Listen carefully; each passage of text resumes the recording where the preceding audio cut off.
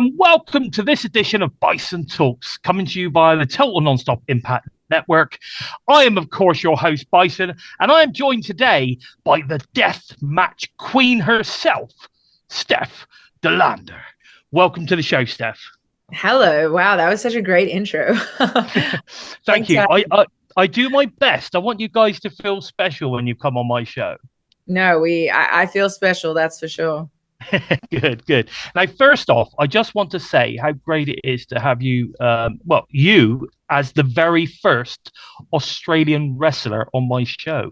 I've been a fan of your work for a few years now, but I want to know how big is the wrestling scene, of course, down under? It's definitely growing, but it's an island on the other side of the world, so we just don't have the same population that you do in America. So obviously, you're not going to have the same frequencies of shows. You're not going to have the same visits per year that WWE can't, you know what I mean? It's similar to the UK in that sense. Like it's, very few and far between when we have big shows. But the last few years, it's definitely been growing because all of a sudden, WWE came and did their Elimination Chamber pay-per-view. There are a lot more companies that are wanting to tour Australia. So, Impact came and did their Down Under tour last year. We just had a StarCast event that I was involved in. So there's plenty of even GCW, like an independent promotion going to Australia. So there are very loyal wrestling fans in the scene. It's just, there's only so many in that place. So it's hard as an independent wrestler to make a living. I know it's kind of similar to the UK, but the fans that are there are very passionate. Yeah. I think, you've been to the UK a few times. I think I think the fans in the UK are probably very similar to the fans in Australia, right? Yes. Yeah, they are similar. That's for sure. Yeah, kind of real hardcore, and yeah, they proper get behind their stars, that's for sure. And I bet similar to the UK, you probably notice this yourself. You get like they have their own style of chanting. Do you get that in sort of down under as well? Obviously the All Blacks, for instance, in New Zealand, they got the haka and all that kind of stuff. The Samoans have their stuff going on. Is there something special that something different that the Australian fans offer from a kind of chanting point of view? Yeah, so it's not as much as the UK, because I know the UK really does like the sing-song kind of chants, which I love. But there are a couple of things that's unique to Australia. Like Australia, they always love to chant, "You are a wanker." So if an American is in the ring, like a heel, they're always going to call them a wanker. So that's kind of unique to Australia. But yeah, they're just very rabid and very passionate, and like they just want to be entertained. They want to cheer the good guys and they want to boo the bad guys, and they want to have a couple of beers with their mates and have a fun night out. So yeah, they're not. Obviously you've got your like hardcore, kind of like Mark fans, but for the most part, everyone's just wanting to have a good time, which is cool. What I think is interesting actually about UK fans and Australian fans, from what I can gather by the sound of it, is that we still are very much behind the whole pantomime of what I call wrestling, the whole kind of like he's behind you, the bad guy, and the whole I think you understand what I mean, that they really get behind that whole heel and the the good guy, the face, and everything. They really feel all of that. I think sometimes the American audience, because they have so much, whether it be the big companies or the smaller indie companies, they have so much. Sometimes I think they lose sight of that a little bit, and it all becomes very disjointed, and they don't sometimes understand who is a heel and who isn't. Do you know what I mean? I do know what you mean. And I think too, it's like, I feel like sometimes people think, oh, I know this isn't real, and I know how the business works, and I read the dirt sheets, and I know what a baby face and a heel means. So I'm kind of too cool to play along with the act. Whereas I feel like a lot of the fans in Australia and in England are like, hey, we love wrestling and we don't get to see it as often as we would love to. So while the show is here, we're going to have the most fun ever. And we're going to stand up and scream and we're going to cheer the good guys and boo the bad guys. And we're just going to make the most of it because it's more of a rarity for us. And I think Americans are almost spoilt for choice in that sense Yeah, too. exactly. Yeah. They can just turn it off and change something else and go to a different show and do this and do that and blah, blah, blah. And I think especially with like the culture of wrestling fandom as a whole right now, it's very competitive, which is awesome because competition is great in wrestling. But I think some people can get so wrapped up in it that you lose the sense of like, well, hey, we're all in this because we love it, right? Like we all love wrestling. So it's very easy for wrestling and wrestling fans to become quite negative. But I think some people, especially the foreign fans, are pretty good at taking a step back and just being like, you know what, for tonight, like, let's just have fun. And I think that happens on like big shows too. I think you see that with like WrestleMania and Slammiversary and like the big pay-per-views every year where everyone just like throws all the rules out the window and just says like, stuff it, let's have a great night. Exactly. I totally agree with that. But talking about pay-per-views, so at Rebellion, we saw you face the Knockouts champion Jordan Grace.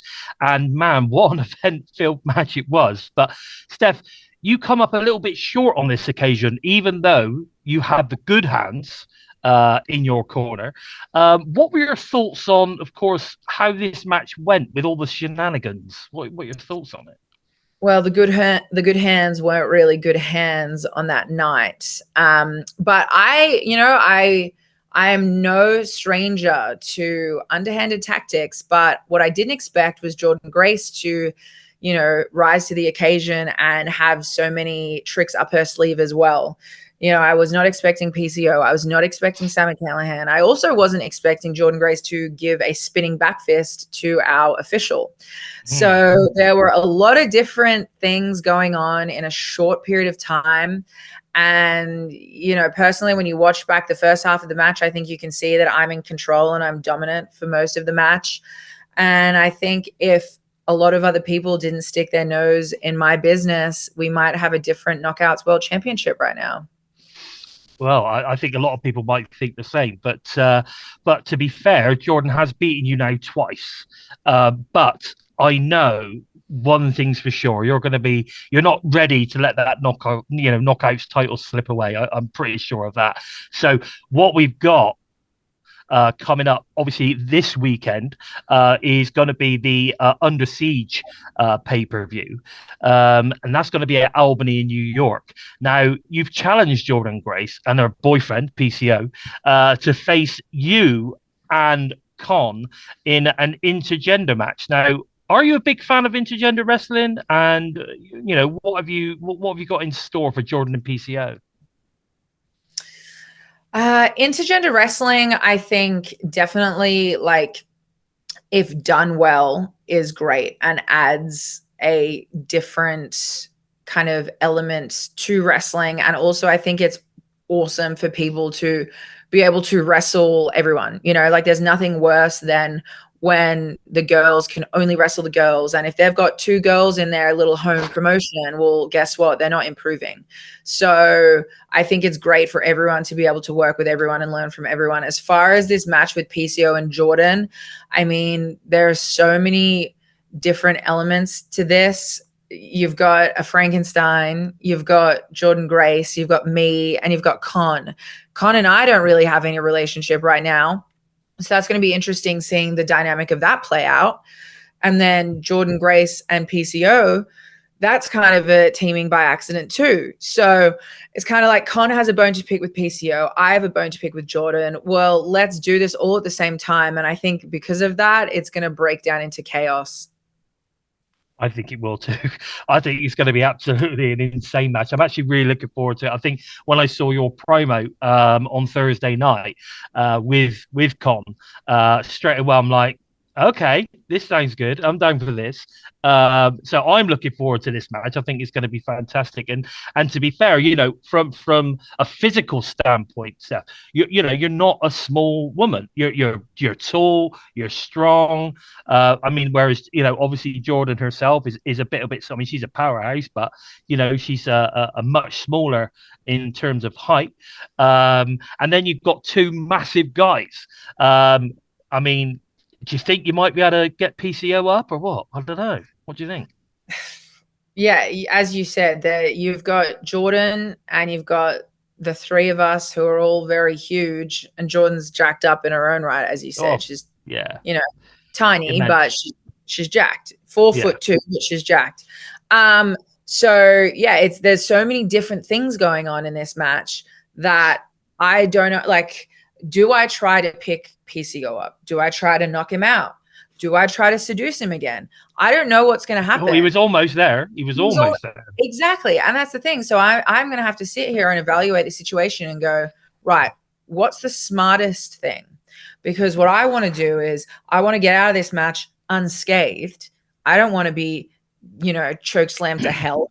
I want to be okay by the end of this, right? So having a physical interaction with PCO maybe isn't in my best interest.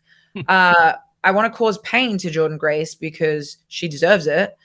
She screwed me over and she still has my championship. But I also want to prove that I deserve a championship rematch. So I have quite a few different intentions going into this match. But the most important thing is that I don't get taken out by PCO in the meantime. So Yeah. I'm trying to stay far away from that man. That's for sure. So it's good to have Con in your corner because he's definitely gunning for PCO. Yes, That's for sure. very bad. Yeah. Now, just a quick one. Just want to diverse away a little bit because obviously we are here. I am obviously in the UK, and you know a little bit about the UK scene, but also you're currently performing with TNA, which is why I'm talking to you today. I just want to talk to you a little bit about all the different ways that, especially in the UK and all around the world, you can actually watch TNA because actually the scope to be able to watch TNA is massive. I mean, we're talking, YouTube insiders, Ultimate insiders. We're talking Triller TV for the specials and pay-per-views. We've got UK. We've got DAZN. I mean, we've got I. Is it? I've forgotten the name of it now. I is at UK now, which is showing some of the older stuff as well. Hopefully, who knows? They may decide to play the weekly show, which would be awesome if they did decide to do that. As well as now, of course, the TNA Plus app, which is run by Endeavor, which is like, well, I mean, you're talking about the Rolls Royce of apps now. What are your thoughts on this? The way we can access TNA in so many ways now. I think it's great. And I think it's keeping up with the times of what's relevant and how people are viewing their content right now. I mean, obviously, I'm not in a role on the back end of TNA of, knowing the numbers and knowing what's more successful than what isn't and what's a better deal and what's, so I don't really know all the behind the scenes. But, even the fact that you just listed off like 6 different platforms for people to be able to watch the product, that's definitely a good thing. Exactly. I think the more ways we get to be able to watch any pro wrestling, let alone TNA, but as much pro wrestling as we possibly can consume, the better. What I like about some of the platform stuff is there is all the extra content that you get. And I know when they did the Down Under tour, like you were included in something they did when you went to the zoo and all that kind of stuff, which was really cool. And I think that having these kind of streaming platforms help you get to know your favorite stars more and you start to sort of kind of enjoy seeing them and go, oh yeah, that's Steph, we saw her on this, and it'd be great to see her on TNA, or it'd be great, you know what I mean? So I think that's really cool. I think that's really cool. Yeah, I think off that note, that's why social media is so important, because fans want to have a personal connection with their favorite wrestler, and then as you said, it gives them a reason to tune into the show to watch them win or watch them get beat up, is if they get a bit more of a behind the scenes look at their characters and their personalities. Exactly. Now, I very much hope that you stick around for a while with TNA. I know that you've got many fingers in many pies, and I know nothing's been announced. But is there any chance that we could see you added to the already incredible Knockouts roster on a more full-time basis? It's just going to be having to wait and see. I do have a couple of more dates in my calendar for TNA. So this isn't the last of me that you will see just yet. But moving forward, with any sort of business deal like that, it's just going to be a matter of like what works for them, what works for me, what calendars look like, scheduling, my calendar is very, very full. So just seeing what we can make work. But I'm really enjoying working with TNA, and I think I'm adding something different to the show. So yeah, I don't think this will be the last of me that you guys see. Oh, good stuff. Good stuff. Now, you and Matt Cardona are huge on the indie scene right now. And obviously the Deathmatch King and the Deathmatch Queen. How did that connection actually come about in the first place? Because I think a lot of people were like, how did this happen? I know. So I had met Matt, but we really just said hi to each other. And then we were on a tour in Australia, and he basically just came up to me and asked me if I wanted to be his heater on the indies. And I was like, oh, 1,000%. He's like, are you sure? And I was like, yes, what is there to think about? Like, of course I want to. So he really just said that he saw me. He thought I looked cool. I stood out. I had a different look. He said, I think he heard me talk on the microphone and could tell I could talk. He hadn't even seen me wrestle. He didn't give a shit if I could wrestle or not. He just was like, you look good and you can speak, and I want you as part of my act. And that was just kind of the start of, got the ball rolling. So there was a plus that actually you're pretty good in the ring. Yeah, he was like, oh, yeah, I remember like we did a show together and I asked him to watch my match and I was like, what do you think? He was like, yeah, it was actually pretty good. I don't think I've ever seen you wrestle before. I was like, oh, great. Cheers, mate.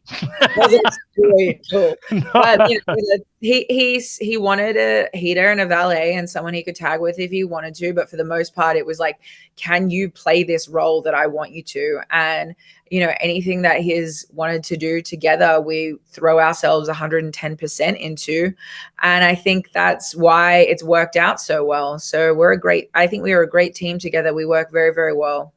Yeah, I think so too. I think you work off each other really well. But I think that's always the key when you have that kind of relationship. I think it's fantastic. And I was actually gutted Matt got his injury, because obviously we were hoping to see him at Rebellion as well. But hopefully we'll see him soon on TNA as well. But you know what? This has been a real pleasure talking to you today, and I'm so excited to see what is next for you in 2024, whether that be TNA, GCW, or wherever we're going to see you turn up. But I'm afraid that is all we've got time for today. And, I just hope that you guys have enjoyed listening to my guest today, because I've certainly enjoyed talking to her. Steph, would you like to let the TNI tribe know where we can keep up to date with all things going on with you, the Deathmatch Queen herself, on the socials, maybe merch stores, all that kind of stuff? Yeah, so if you go to @StephDelander on Instagram and Twitter, that is my social medias. If you look in my bio, I have my links, which has everything you could ever need. Merch, my podcast, like everything I do is all in that link. So Steph Delander on Instagram and Twitter. Lovely. Don't forget to follow me, the Bison, on Twitter @LordBison45, and make sure to follow Total Nonstop Impact We Talk Impact, which is available on YouTube, SoundCloud, I should say, iTunes, Spotify, and wherever you listen to your favorite TNA related shows. If you enjoyed this interview and want to see more, please consider subscribing and giving the bell a tickle. That's my thing, like that. Give the bell a tickle. And never miss any of the fresh TNA related content coming out each and every week. Until next time, I've been Bison, talking to the incredible Deathmatch Queen, Steph Delander. Take care.